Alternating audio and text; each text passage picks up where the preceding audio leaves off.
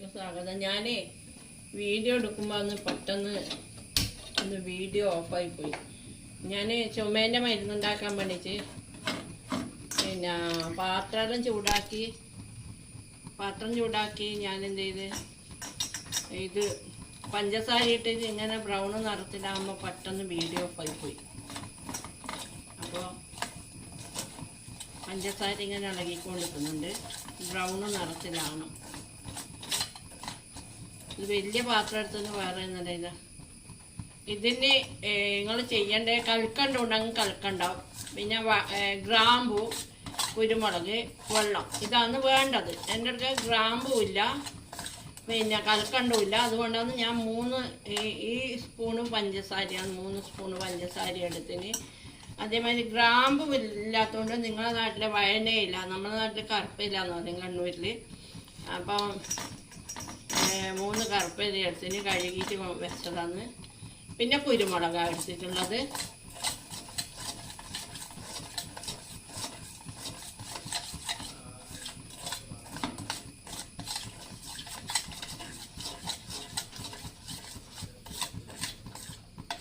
ചൂടായി ഇതേമാതിരി നിറത്തിൽ വരും, ബ്രൗൺ നിറത്തിൽ വരും. ഒരു മിനിറ്റ്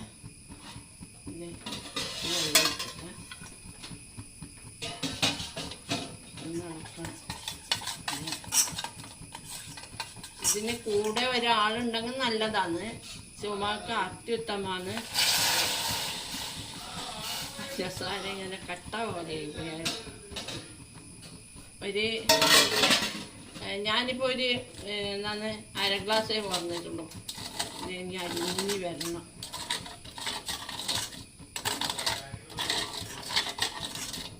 അതിൽ